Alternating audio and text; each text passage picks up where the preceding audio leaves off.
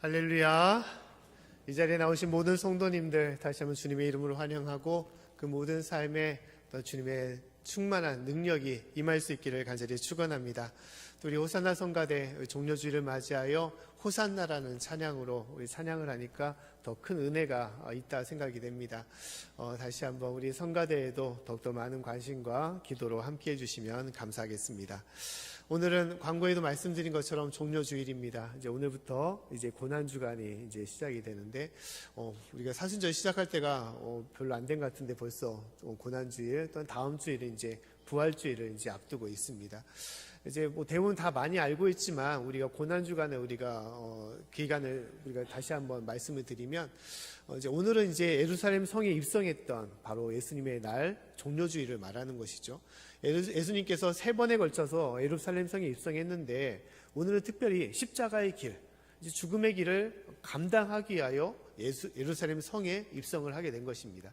그리고 이 한 주간의 삶에 예루살렘 성에 거하면서 이제 목요일은 제자들을 모아놓고 마지막 만찬, 최후의 만찬을 했던 그런 날이고, 또한 이제 금요일 날 새벽에는 겟세마네 동산에 올라 하나님께 기도를 하시고, 그 다음에 새벽에 미명에 잡히는 그러한 일들을 감당하셨던 것입니다. 그리고 바벨론 로마 총독 아에서 여러 가지 신문을 당하시다가 이제 금요일 날 오전에 십자가에 못 박히시고 오후에 이제 운명을 하시는 그런 가운데 있었던 것입니다. 그리고 3일 후 부활주일 날 하나님께서 예수님께서 부활하시는 그 은혜가 우리 가운데 있음을 말씀하고 있는 것이죠. 그래서 오늘은 이제 예루살렘 성에 들어오셨던 그 종료주일을 얘기하고 있습니다. 자, 우리가 종료주일에는 여러 가지 많은 의미를 우리가 찾아볼 수 있는데, 오늘의 말씀처럼 또 우리 찬양의 공명처럼 호산나라는 그런 찬양을 우리가 들어볼 수 있습니다. 특히 종료주일은 예수님이 우리의 왕이시다라는 것을 고백하는 그러한 귀한 절기임을 우리가 깨달아야 되는 것입니다. 우리 9절 말씀을 한번 같이 읽어보겠습니다. 자, 9절입니다. 자, 시작. 앞에서 가고 뒤에서 따르는 무리가 소리질러 가로되 호산나 다윗의 자손이여 찬송하리로다. 주의 이름으로 오시는 이여 가장 높은 곳에서 호산나 하더라. 아멘. 자, 이스라엘 백성들이 이제 예루살렘 성에 들어오시는 예수를 보고 어떻게 했냐? 우리의 왕이시여 주님을 찬양합니다라고 고백했다는 거예요. 그 내용이 바로 호산나라는 것입니다. 호산나. 자, 이 비슷한 말이 시편 118편 25절 말씀에 다음같이 기록이 되어 있습니다. 우리 말씀을 한번 또 읽어보겠습니다. 자, 시작. 여호와여 구하옵나니 이제 구원하소서. 여호와여 우리가 구하옵나니 이제 형통케 하소서. 아멘. 자, 호산나는 그 어원적인 뜻이 무엇이냐? 여호와여 우리를 구원하여 주시옵소서라는 뜻을 가지고 있다는 거예요. 이제 아람어로서 호산나라고 얘기할 때는 찬양하리다, 찬송하리라 라는 그런 뜻이 있지만, 그 근본적인 히브리의 뜻을 보면 우리를 구원하소서라는 그러한 뜻을 가지고 있습니다. 그래서 구원의 주 메시아를 맞아들이면서 호산나로서 화답하고 환영하는 그러한 찬송이 바로 호산나라는 것이죠. 특히 오늘 말씀에 보면 예수님을 뭐라고 호칭하고 있냐? 이스라엘 백성들이 말씀에 보면 다윗의 자손이다라고 얘기를 하고 있다는 것이죠. 예수님이 다윗의 자손이다라는 것은 무엇을 말하느냐? 이스라엘의 가장 번창하고 번영했던 그 왕이었던 다윗 왕처럼 예수님께서는 다윗의 혈통으로서 이 땅에 오실 메시아 구원주임을 그들이 고백하고 있다는 것입니다. 특히 오늘 이 종료주일에 이 많은 백성들이 예수님을 맞이할 때 그들은 특별히 무슨 의미를 갖고 있냐? 우리의 구원을 확실히 책임질 메시아라는 그런 마음을 그들이 갖고 있었던 것입니다. 왜냐하면 그들이 가장 이스라엘의 큰 명절이었던 유월절에 그들이 모여있기 때문인 것입니다. 자, 예수님께서 소천하셨던 그 날은 유월절 절기였습니다. 그 때문에 유월절을 앞두고 많은 이스라엘 백성들이 예루살렘 성으로 모였던 거예요. 그때 예루살렘 성에 들어왔던 분이 바로 예수님이었던 것입니다. 그 때문에 유월절이라는 뜻은 무엇입니까? 유월절은 이스라엘 백성들을 하나님께서 애굽에서 건져주신, 구원해 주신 그 날을 기념했던 것이죠. 그 때문에 그 특별한 유월절을 맞이해서 예수님께서 예루살렘에 오셨던 것을 그들은 바라보면서 야, 우리를 구원하실 메시아가 바로 이분이다. 우리의 참된 왕이 되시는 분이 바로 이분이다 라면서 예수님을 환영했던 거예요. 당시에는 특히 이스라엘 백성들이 로마의 압제 가운데 있었던 것이죠. 그 때문에 그들은 그 핍박 속에서 그들을 건져줄 메시아, 구원주를 그들은 열망하면서 바로 예수님을 바라봤던 것입니다. 특히 말씀에 보면 그들은 예수님을 환영하면서 어떠한 몸짓으로 행했냐, 자신의 겉옷을 예수님의 오실 길가에다 다 펼쳐놓고 심지어 나뭇가지를 흔들었다라고 말하고 있어요. 8절 말씀 보면 다음과 같이 말씀을 하고 있습니다. 8절 말씀은 제가 읽어드리면 무리의 대부분은 그 겉옷을 길에 펴며 다른 이들은 나뭇가지를 베어 길에 펴고라고 말을 하고 있어요. 자, 우리가 생각해보면 상상을 해보면 이러한 풍경을 볼 수 있죠. 많은 사람들이, 많은 무리들이 예수님을 환영하는데 옷가지를 펼쳐놓고 큰 가지를 펼쳐서 환영을 하고 있다는 거예요. 호산나 다윗의 자손이여 라면서 예수를 부르면서 환영하고 있다는 것입니다. 근데 이 나뭇가지를 펼쳐서 환영했다는데 이 나뭇가지가 구체적으로 어떤 가지냐, 바로 말씀 보면 종려나무 잎이다라고 말을 하고 있습니다. 왜 여러 가지 수선화나 좋은 꽃들도 있는데 꽃이 아니라 이 종려나무 가지로 예수님을 환영했을까? 잠깐 사진을 보게 되면 이러한 종려나무를 우리가 볼 수 있습니다. 그 가지 잎은 되게 크고 화려하죠. 그렇기 때문에 약간의 더 큰 환영의 모습과 연출을 보여줄 수 있을 것입니다. 근데 단순하게 더 여러 가지보다 더 화려하기 때문에 종려나무를 이스라엘 사람들이 취했을 거 아니냐라고 우리가 생각할 수 있겠지만 단순하게 그런 것은 아닙니다. 종려나무 자체에는 여러 큰 뜻이 담겨 있는데 그 뜻은 무엇이냐? 이스라엘의 회복을 상징하는 그러한 의미를 담고 있다는 거예요. 자, 종려나무는 여러 다른 나무와 다른 것이 무엇이냐? 그 나무를 크게 밑둥까지 자르고 그 구루터기를 불태워도 그 나무가 어떠냐? 죽는 것이 아니라 그 이후에 또다시 싹을 맺고 그곳에 줄기를 메어 이파리를 내는 것이 종려나무의 모습이라는 거예요. 그래서 종려나무는 영원성을 상징합니다. 회복을 상징해요. 그래서 종려나무를 영어로 표현하게 되면 페닉스라는 그런 뜻이 담겨 있습니다. 그래서 종려나무는 이스라엘 백성들이 상징하기를 하나님께서 우리를 버리지 아니하시고 우리를 구원하실 것이다 라는 그러한 깊은 뜻이 이 나무에 담겨 있는 것입니다.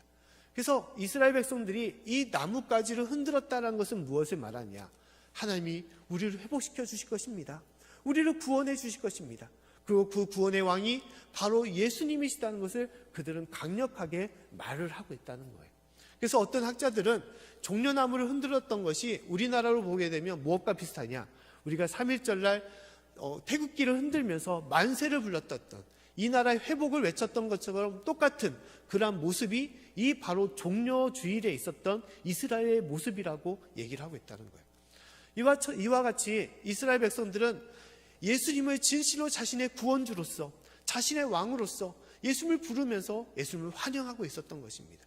이것이 이스라엘 사람들의 고백이었다는 거예요. 우리도 이 말씀을 통해서 우리가 깨달아야 될 것은 예수님이 우리에게 누구냐라고 물으신다면 우리가 무엇이라고 대답해야 되냐?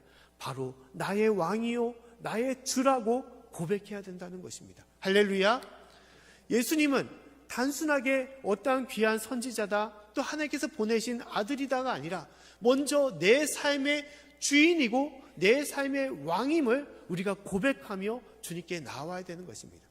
신앙생활은 무엇입니까? 이러한 고백으로 하나님께 나오는 것입니다. 우리가 이곳에 나올 때, 우리가 이곳에 예배 드릴 때 우리가 어떤 마음을 가져야 된다는 것입니까? 내 삶의 주인이 내가 아니라 내 삶의 주인이 바로 하나님이시고 예수님이심을 우리가 고백하며 이 자리에 나오는 거예요. 우리가 그것을 잊지 말고 우리가 기억하며 살아야 되는 것입니다. 우리가 보통 일반적으로 생각할 때 보통 당연하게 이렇게 생각하죠. 내 삶의 주인은 나라고 생각하는 것입니다. 내 생명도 내가 주인이고 또 내가 갖고 있는 모든 수중의 재산과 물질과 또한 능력도 당연히 내 것이다라고 우리가 생활하고 있는 것이죠. 이것이 보통 사람들의 모습인 것입니다. 하지만 우리가 알아야 될 것은 내가 생활하고 있는 내 시간과 내 삶과 내 재산이지만 그것은 내 것이 아님을 우리가 알아야 되는 거예요.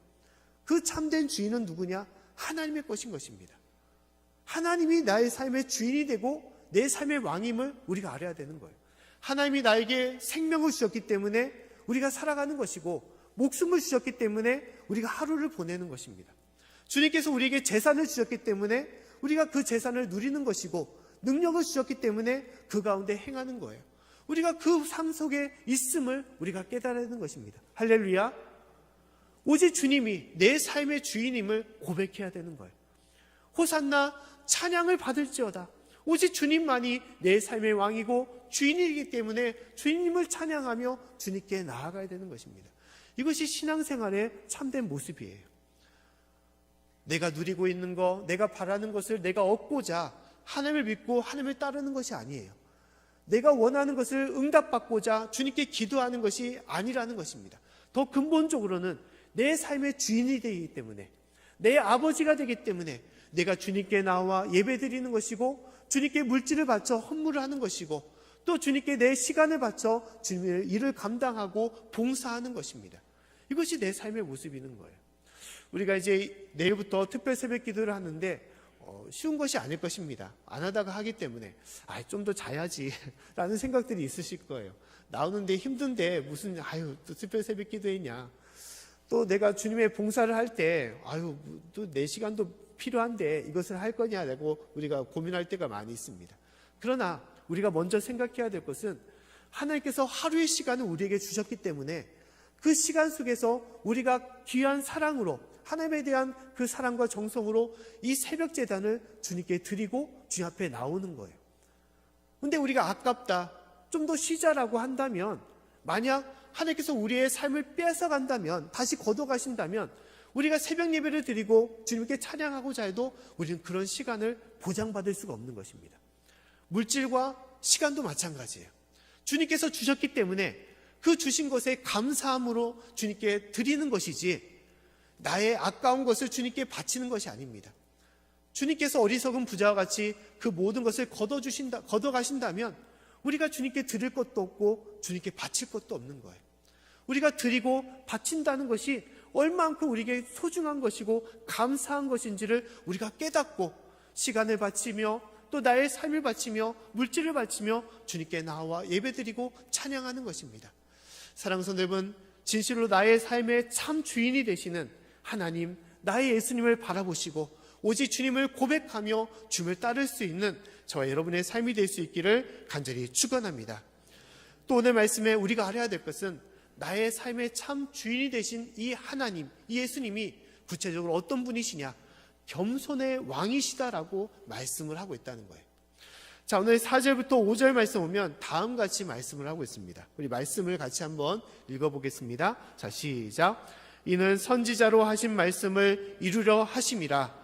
일러스되 시온 딸에게 이르기를 네 왕이 내게 임하나니 그는 겸손하여 낙이 곧 멍에 매는 짐승의 새끼를 탓도다 하라 하였느니라. 아멘.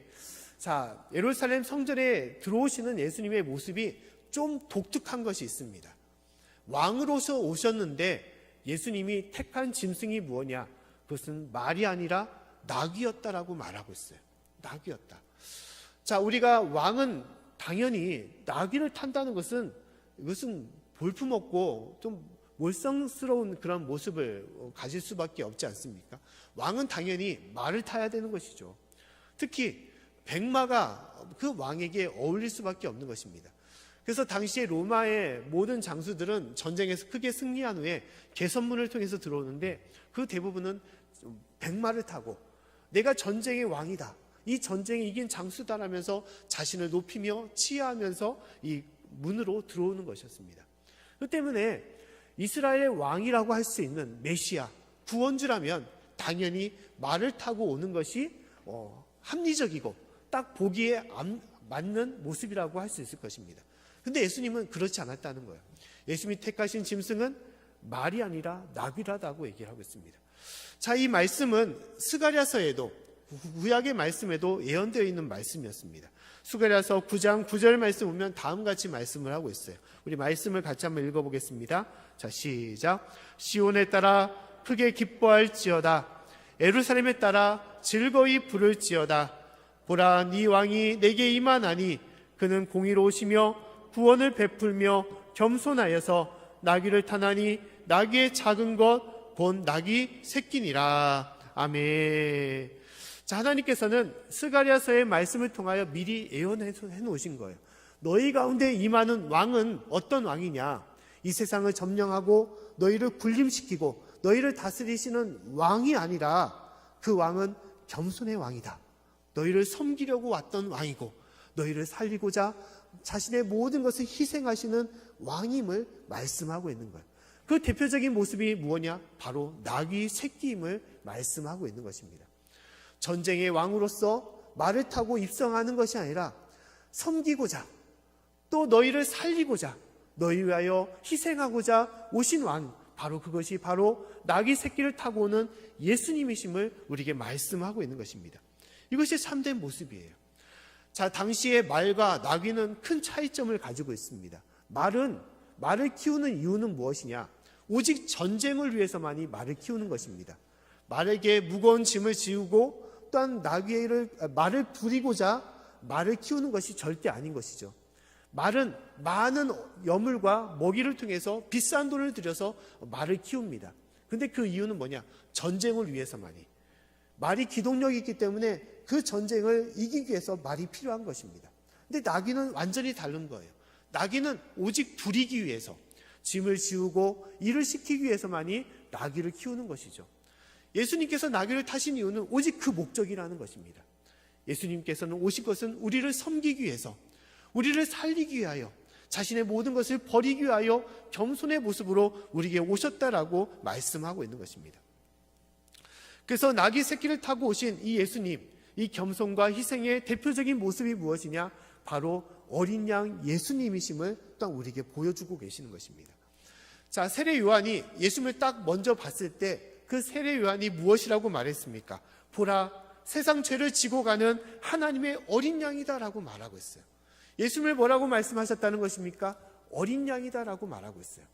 자, 어린 양은 이스라엘의 역사 중에서 가장 큰 의미를 지니고 있습니다. 그 어린 양의 대표적인 의미가 무엇이냐? 바로 유월절 사건에 있었던 것이죠. 하나님께서 이스라엘 백성들을 구하기 위해서 10가지의 재앙을 주셨는데 그 마지막 재앙이 무엇이었습니까? 장자의 죽음의 재앙이었습니다. 이집트에 있는 땅에 있는 모든 가문의 장자를 하나님께서 다 죽이겠다라고 말씀하셨어요. 근데 오직 이스라엘 백성들의 장자를 살리기를 원하셨는데 그 살리는 방법이 무엇이냐? 어린 양의 피였다는 거예요.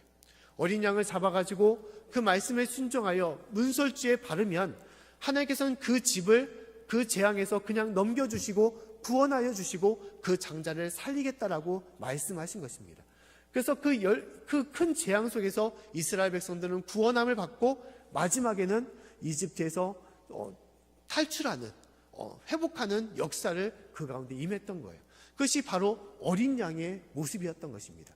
어린 양이 죽음을 통하여 그 피로 해서 살림을 받았던 것이, 구원함을 받았던 것이 바로 유월절의 역사였던 것입니다. 또한 어린 양이 드러나는 일이 무엇입니까? 제사 가운데 있었던 것이죠. 제사. 당시에 이스라엘 백성들의 제사는 어떤 의미를 가지고 있습니까?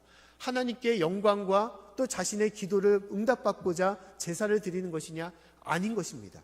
제사의 의미는 용서함을 받기 위해서, 자신의 죄의 사함을 받기 위해서 제사를 드렸던 거예요. 그래서 죄인들이 이제 제물을 가지고, 특히 양을 가지고 오면서 어떻게 했습니까? 양에게 기도를 했던 거예요. 그 머리에 손을 얹고 기도를 하면서 자신의 죄를 다 넘겼던 것입니다. 하나님, 내가 이 순간에 이 제물과 이 양을 잡으니 나를 대신하여 이 양을 죽임을 통하여 내 죄를 사해 주시옵소서, 용서해 주시옵소서라고 기도했던 것입니다. 그 제사장이 그 양을 잡음을 통해서 그 죄인의 모든 죄가 다 용서함을 받고 그 모든 죄를 구원을 받은 거예요. 이것이 제사의 의미인 것입니다. 그 때문에 유월절의 어린 양은 무엇이냐? 우리의 모든 죄를 다 감당하여 대신 죽으시고 그 죽으심을 통하여 우리의 모든 죄가 단번에 용서함을 받은 것을 말씀하고 있는 거예요. 그래서 예수님께서 이 유월절날 어린 양으로서 나귀 새끼를 타고 오신 것은 무엇이냐? 내가 너희를 다스리시고 이 땅의 점령자로서 이 땅의 왕으로 온 것이 아니라 너희를 영원한 죄악에서, 영원한 심판과 죄악 속에서 너희를 살리고자, 내가 내 목숨을 버려서 너희를 구원하고자 이 땅에 오셨다는 것을 말씀하고 있다는 것입니다. 할렐루야. 이것이 유월절 어린 양의 예수님의 모습인 거예요. 예수님은 이 일을 위하여 섬김의 왕으로서, 희생의 왕으로서 이 땅에 오셨음을 말씀하고 있는 것입니다. 사랑하는 성도 여러분, 우리가 진실로 예수님을 나의 왕으로 고백하며 주를 믿는다면 우리는 어떻게 해야 되겠습니까? 이 예수님의 부르심에 우리는 따르고 순종해야 되는 것이 성도의 모습임을 말씀하고 있는 거예요. 너희가 나를 믿느냐? 그러면 주님께서는 따르라라고 말씀하고 있어요. 나를 따라 나를 섬기라라고 말씀하고 있는 것입니다. 빌립보서 2장 5절부터 8절 말씀 보면 다음 같은 말씀이 있습니다. 우리 말씀을 같이 한번 읽어보겠습니다. 자, 시작. 너희 안에 이 마음을 품으라. 곧 그리스도 예수의 마음이니 그는 근본 하나님의 본체시나 하나님과 동등됨을 취할 것으로 여기지 아니하시고 오히려 자기를 비워 종의 형체를 가져 사람들과 같이 되었고 사람의 모양으로 나타나셨음에 자기를 낮추시고 죽기까지 복종하셨으니 곧 십자가에 죽으심이라. 아멘. 자, 하나님께서 말씀하기를 너희 안에 이 마음을 품으라라고 말씀하고 있습니다. 그 마음은 어떤 마음입니까? 곧 예수 그리스도의 주님의 마음임을 말씀하고 있어요. 근데 그 마음은 자기를 낮추시고 죽기까지 복종하셨던, 그래서 십자가에 죽으셨던 그 섬김의 마음, 그 희생의 마음을 말하는 거예요. 너희가 주님을 믿고 따른다면 너희도 주님과 같이 그 마음을 품고 섬겨라, 겸손해져라, 희생하라라고 말씀하고 있는 것입니다. 할렐루야. 이것이 참된 성도의 모습인 거예요. 이것이 참된 주님의 자녀의 모습인 것입니다. 하나님께서는 우리가 참된 믿음을 가지고 있다면 그 믿음으로 사랑하며 섬기라라고 말씀하고 있습니다. 우리가 이 땅을 살아갈 때 이 섬긴다는 거, 또 희생한다는 거, 그것은 참 어렵습니다. 참 쉽지 않습니다. 남을 위해서 봉사한다는 거, 남을 위해서 내 것을 희생한다는 것은 어려운 것이죠. 보통 우리가 생각할 때 남이 나만큼 해줘야지 내가 그만큼의 것을 해준다라고 생각하지, 먼저 내가 베푼다는 생각은 덜 할 때가 많이 있습니다. 내가 뭐가 아쉽다고, 또 내가 얼만큼 더 많이 가졌다고, 내가 더 많이 이뤘다고 내가 먼저 희생하고 섬기고 내가 먼저 낮아지고 겸손해져? 우리가 대부분 그렇지 않죠. 누구나 할 것 없이 더 높아지고자, 또 남을 더욱더 다스리고 지배하고자, 그런 마음을, 또한 그런 영광을 누리고자 살아가는 것이 보통 사람들의 마음인 것입니다. 하지만 하나님은 결코 그렇지 않다는 거예요. 너희가 진실로 하나님의 은혜 가운데 또 하나님의 생명을 너희가 누리고자 한다면 이 예수님의 마음을 본받아 섬기고 너희가 희생하고 따르라라고 말씀하고 있습니다. 주님을 섬기며 또 이웃을 섬기라라고 우리에게 말씀하고 있는 거예요. 이것이 참된 성도의 모습인 것입니다. 그리고 그 가운데 행할 때만이 진실로 우리의 삶에 참된 축복과 은혜와 능력이 있음을 말씀하고 있어요. 오늘 종려주일의 말씀, 마태복음 21장의 말씀에 보면 우리가 깊이 바라봐야 될 말씀이 있습니다. 그 말씀은 무엇이냐? 1절부터 3절까지의 다음 같은 말씀이 있어요. 우리 말씀을 한번 읽어보도록 하겠습니다. 자, 시작. 저희가 예루살렘에 가까이 와서 감난산 벳바게에 이르렀을 때 예수께서 두 제자를 보내시며 이르시되 너희 맞은편 마을로 가라. 곰 매인 나귀와 나귀 새끼가 함께 있는 것을 보리니 풀어 내게로 끌고 오너라. 만일 누가 무슨 말을 하거든 주가 쓰시겠다 하라. 그리하면 즉시 보내리라 하시니. 아멘. 자, 예수님께서 나귀 새끼가 필요해서 두 제자를 이제 벳바게에 있는 한 마을에 보내서 그 나귀와 나귀 새끼를 데리고 오라라고 말씀하셨어요. 근데 그때 데리고 올 때 어떤 사람들이 당신들이 누구길래 이 나귀를 데려갑니까? 라고 물어봤을 때 어떻게 대답하라는 것입니까? 주가 쓰시겠다라고 말씀하라는 거예요. 그러면 그들이 속히 너에게 주겠다, 풀어줄 것이다 라고 말씀을 하고 있는 것이죠. 이것은 무엇입니까? 우리 삶의 모든 삶이 마찬가지인 거예요. 우리 삶에 매여 있는 거, 또 우리 삶에 닫혀 있는 거, 우리 삶에 여러 가지 문제가 있을 때 그것에 나귀 새끼에 풀림과 같은 그런 역사가 임하기 위해서는 어떻게 해야 된다는 것입니까? 주님께 쓰임을 받아야 된다는 거예요. 쓰임을 받는 나귀만이 그 매여있는 매듭이 풀리게 되는 것이고 주님 앞에 묶여있는 삶이 되는 것이고 또 주님의 보호하심과 인도하심과 쓰임받는 삶이 됨을 우리에게 말씀하고 있는 것입니다. 사랑하는 성도 여러분, 이것이 참된 하나님의 자녀의 모습이라는 거예요. 우리가 주님의 은혜를 받기 원하고 또 주님의 보호하심과 또 주님의 인도하심을 받기 위해서 또 우리의 모든 문제가 풀리는 그런 은혜를 받기 위해서 우리가 어떻게 해야 된다는 것입니까? 쓰임을 받아야 된다라고 말씀하고 있다는 거예요. 할렐루야. 주님께서는 우리에게 쓰임을 받으라라고 말씀하고 있어요. 주님의 손아귀에 묶여 있어야만이, 주님의 이끄시는 그 뜻대로 따라갈 때만이 그 길이 힘들고 어렵고 희생과 또한 나눔과 봉사가 있는 십자가의 길일지라도 그 길을 내가 믿고 순종하여 따를 때만이 어떻게 된다는 것입니까? 풀리는, 우리 가운데 모든 은혜가 임하는 그 놀라운 역사가 임할 것임을 우리에게 말씀하고 있는 것입니다. 사랑하는 성도 여러분, 매여있는 나귀가 풀리기 위해서는 오직 주님 앞에 쓰임을 받을 때만이 그 은혜가 있는 것처럼 우리의 모든 삶에서도 오직 주님만을 바라보며 따를 때 주님의 놀라운 역사와 능력이 우리 가운데 있음을 우리가 믿고 소망하며 따라갈 수 있기를 간절히 축원합니다. 우리가 그러한 삶으로 변화되어야 되는 거예요. 쓰임받는 삶으로, 또 주님을 따르는 삶으로 변화되어야 되는 것입니다. 체질적인 변화가 우리 가운데 임해야 되는 거예요. 기존에 있던 내 습관과 내 모습으로 우리가 신앙생활을 한다면 결국 그것은 내 생각과 내 모습의 신앙이지 그것은 하나님의 뜻이 아닌 것입니다. 참된 신앙인이 되기 위해서는 주의 말씀에 순종하여 나아가야 되는 거예요.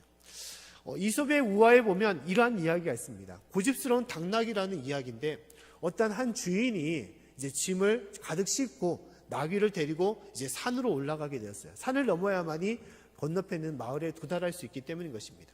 근데 산을 이제 매번 똑같이 올라가기 때문에 나귀를 앞세우고 주인이 이제 천천히 따라가게 된 것입니다. 근데 그날 따라서 이 나귀가 엉뚱한 길로 가기 시작한 거예요. 주인이 깜짝 놀라서 나귀의 줄을 단단히 붙잡았습니다. 야, 멈춰! 그곳으로 가게 되면 낭떠러지야. 죽게 되는 거야. 멈춰라면서 크게 소리를 지면서 줄을 붙잡았습니다. 근데 그날 따라서 이 나귀가 어떻게 했냐? 고집이 센 거예요. 그냥 자신이 가고 싶은 길로 가겠다라고 힘을 버티는 것입니다. 나귀가 얼마나 힘이 센가는 우리가 여러 이제 방송으로서 볼 수 있는데 사람이 함부로 이길 수가 없습니다. 고집을 꺾을 수가 없어요. 하지만 어떻게 합니까? 주인이 보기에는 길로 계속 가다 보면 떨어질 수밖에 없으니까 있는 힘을 다해서 그 줄을 붙잡았어요. 심지어 꼬리까지 붙잡고 실개기를 했습니다. 몇 시간을 실개기를 했는지 몰라요. 그러자 어떻게 했냐? 주인이 점점 힘이 빠진 것입니다. 어쩔 수 없는 상황이 된 거예요. 결국 주인이 어떻게 했냐? 포기를 했습니다. 손을 내버린 거예요. 그래, 좋아, 네 마음대로 해라. 네가 이겼다라면서 그것을 줄을 풀어줬던 것입니다. 그러자 그 나귀는 어떻게 했습니까? 자신의 고집대로 자신의 힘을 다해서 그 길로 가다가 결국 어떻게 했냐? 낭떠지에 떨어지고 만 거예요. 죽게 되었다는 거예요. 자신의 고집과 자신의 모습으로 자신의 힘으로 행한다면 그 끝은 사망의 길이고 재앙의 길이고 심판의 길인지를 모르면서 그 끝으로 나아가는 것입니다. 하나님은 우리를 붙잡아 주시는 분이세요. 우리에게 매어 있으라고, 하나님 앞에 쓰임 받으라고 우리를 붙잡아 주시는 것입니다. 근데 그 붙잡은 무엇입니까? 우리를 생명의 길로, 우리를 축복의 길로 우리를 이끌려고. 지금 당장은 십자가와 고난과 희생과 섬김으로 아픔이 있지만 그러나 그 끝은 생명이고 부활이 있음을 우리에게 말씀하시고 우리를 붙잡아 주시는 것입니다. 사랑하는 성도 여러분, 우리의 삶에 또 우리의 신앙생활에 그러한 하나님의 붙드심의 역사가 임할 수 있기를 간절히 축원합니다. 매일매일 드리는 예배고 또 매일매일 드리는 기도고 또한 섬김의 모습인 것 같지만 그때마다 하나님은 우리를 붙잡아 주시는 거예요. 이 길로 와라. 이 길로 와라. 이것이 진실로 참된 너를 위한 길임을 우리에게 말씀하는 것입니다. 사랑하는 성도 여러분, 이 고난의 길, 십자가의 길을 통하여 하나님께서 우리에게 주시는 것은 무엇입니까? 우리를 살리시고자 우리를 인도하시는 거예요. 이 십자가의 길은 주님의 십자가가 아니라 우리의 십자가인 것입니다. 우리가 그 길을 따를 때만이 우리 가운데 참된 생명과 또 우리의 귀한 구원의 역사, 은혜의 역사가 있음을 우리가 깨닫고 그 길 가운데 행할 수 있기를 간절히 축원합니다.